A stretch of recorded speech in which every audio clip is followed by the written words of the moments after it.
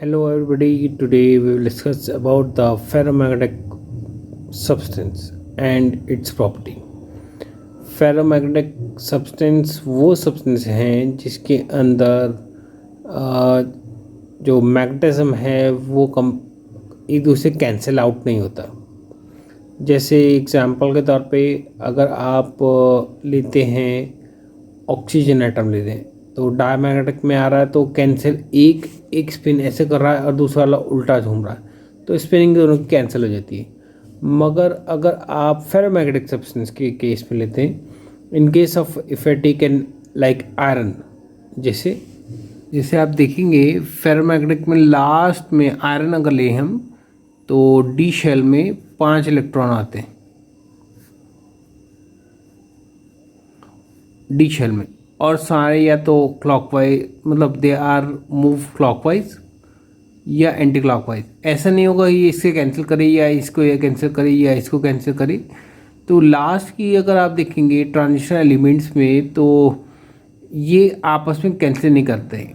और अगर आप रिप्रेजेंटेशन में अगर ड्रॉ करता हूँ मैं पिक्टोरियल मतलब लास्ट इलेक्ट्रॉन अगर लेते हैं स्पिनिंग, ये सर्कुलर में घूमेगा, ये भी ऐसे घूमेगा और ये भी इस तरीके से, और ये इस तरीके से घूमते घूमते सब एंटी क्लॉकवाइज नहीं घूमेगा कोई भी, मतलब सारे क्लॉकवाइज या एंटी क्लॉकवाइज। और डम्बेल शेप में रहता है लास्ट डी इलेक्ट्रॉन्स में, तो डम्बेल इस तरीके से होगा आपका लाइक डमरू। इसमें जो इलेक्ट्रॉन यहाँ रिवॉल्व कर रहे हैं वो इस तरीके से रिवॉल्व करते हैं कि एक का स्पिन दूसरे को कैंसिल आउट नहीं करता। इसमें एग्जांपल जो हैं ये आ रहे हैं लाइक आयरन में सबसे ज़्यादा निकल, कोबाल्ट और आपकी Fe2O3 एक्सेट्रा। ये सब्सटेंस फेरोमैग्नेटिक सब्सटेंस, इसके अंदर जो मैग्नेटिज्म होता तो ये पैरामैग्नेटिज्म की तरह ही, मगर इट्स मोर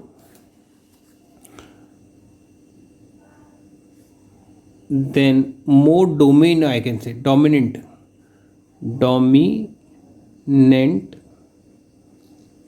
manner,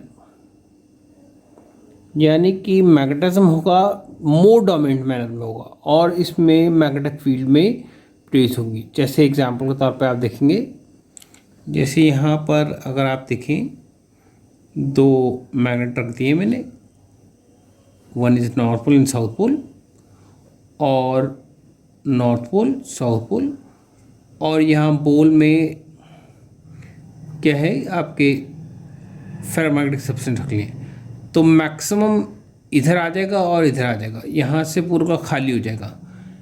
यहाँ पर ये मोर डोमिनेंट मैनर में चलता है जैसे पैरामैग्नेटिक में हो रहा था, मगर मोर ज़्यादा स्ट्रांगली होगा। और इसमें कंडीशन ये है कि अगर आप इसे ग्लास के तरीके से जैसे यहाँ पर रखें और जैसे आप इसे छोड़ें, सपोज दिस इज आयरन, तो इसे जैसे आप छोड़ते हैं it's like a free movable, तो ये एकदम से ऐसे अलाइंड हो जाएगा। और जैसे मैं प्रेजेंटेशन दिखा रहा हूँ इसमें, और मैक्सिमम जो रेज हैं इसकी मैग्नेटिक लाइंस इससे पास करेंगी और इसमें ये आराम से मैग्नेटाइज हो जाएगा। आगे देखते हैं, इसमें देखेंगे ससेप्टिबिलिटी। इसमें ससेप्टिबिलिटी क्या होती है? ससेप्टिबिलिटी, यहाँ आप ससेप्टिबिलिटी में देखेंगे कि it is very large and आप ये सकते हैं x mu is greater than 1000, जो कि बहुत ही ज़्यादा होती है। और परमिबिलिटी अगर लेते हैं relative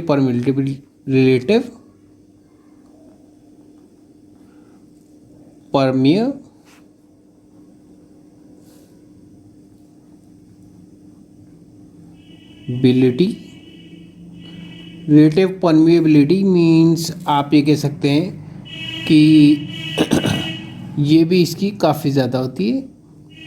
it is greater than 1000,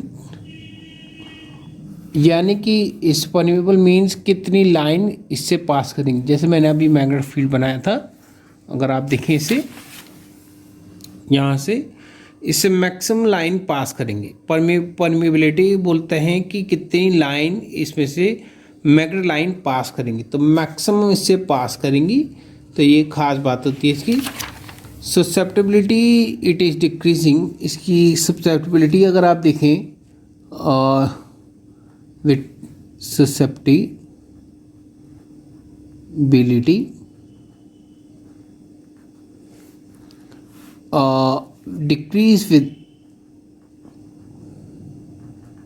decrease with increase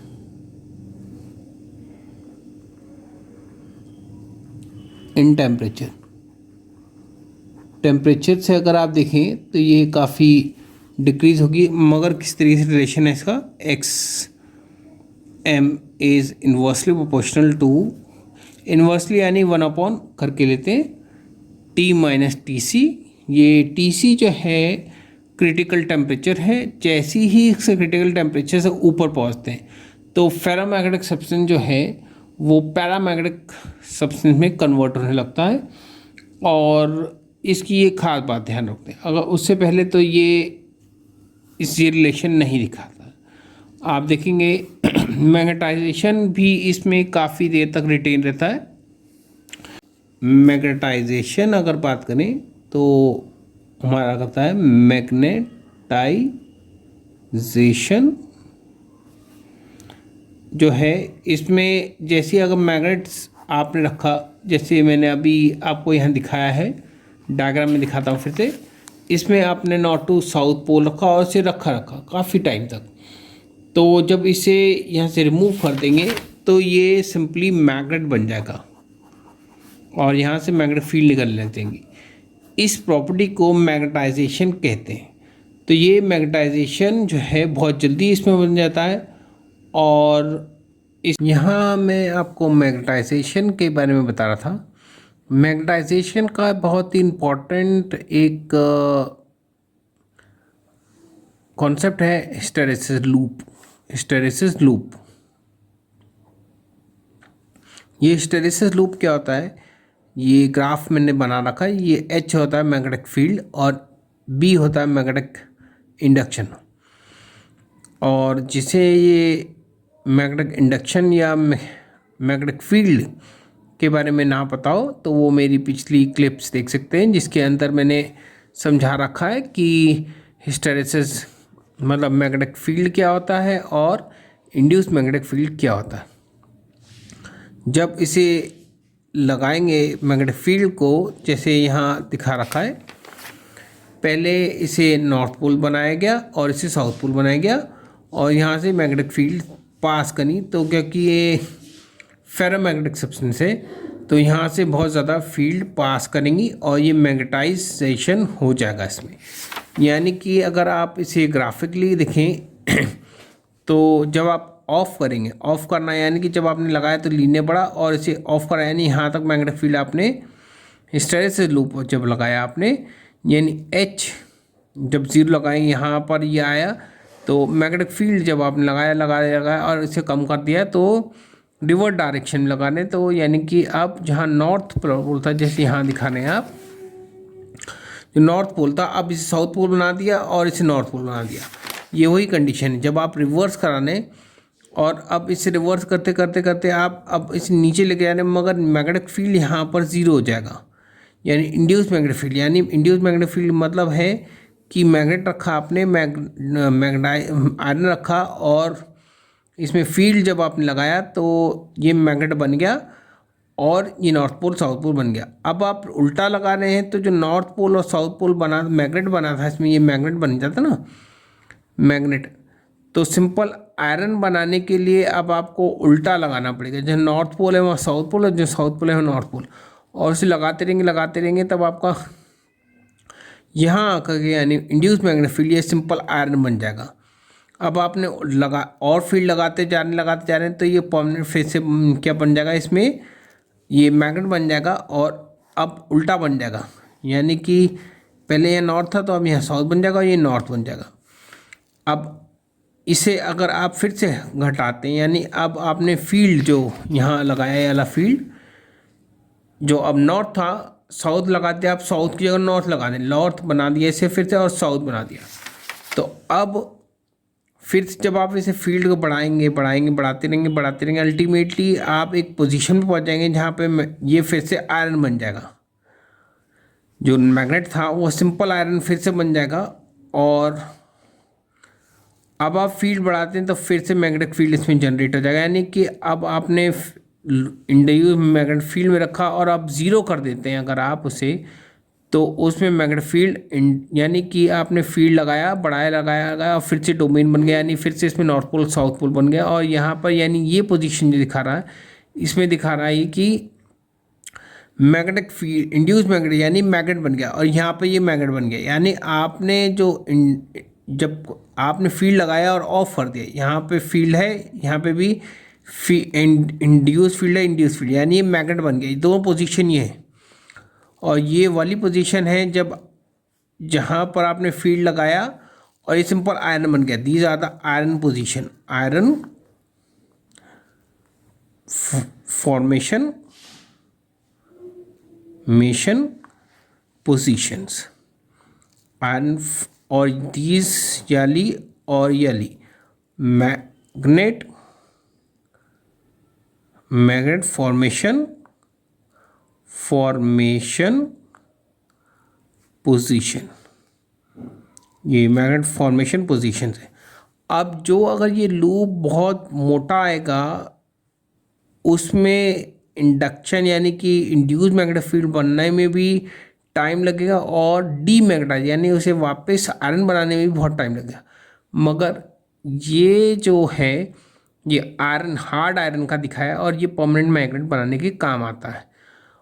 अगर आप सॉफ्ट आयरन का देखें, सॉफ्ट आयरन का यहाँ डायग्राम बना रखा है। सॉफ्ट आयरन मतलब ये नहीं है कि वो कॉटन हो, सॉफ्ट आयरन यानी कि आयरन नील जैसे आप देखेंगे हथौड़ा मारते हैं तो टूल बनाया, टूल जो है वो तो हार्ड होता है, तो सॉफ्ट आयरन यानी कील मुड़ जाती है, वो सॉफ्ट आयरन है। तो सॉफ्ट आयरन का ये लूप है, ये लूप कम आता है बनने में, यानी ये अपना फिर से ये इंड्यूस मैग्नेटिक फील्ड और ये फील्ड लगाया आपने और ये इंड्यूस मैग्नेटिक फील्ड -B, तो ये लूप कम आता है, तो ये मैग्नेटाइज और डीमैग्नेटाइज चलती रहता है, तो ये टेम्पररी मैग्नेट बनाने के काम आता है। Example of ferromagnetic substance are generally they are solids होते हैं और इसमें iron, nickel, cobalt, ferric oxide etcetera इसके एग्जाम्पल हैं। ये भी हिस्टैरिसीस लूप है।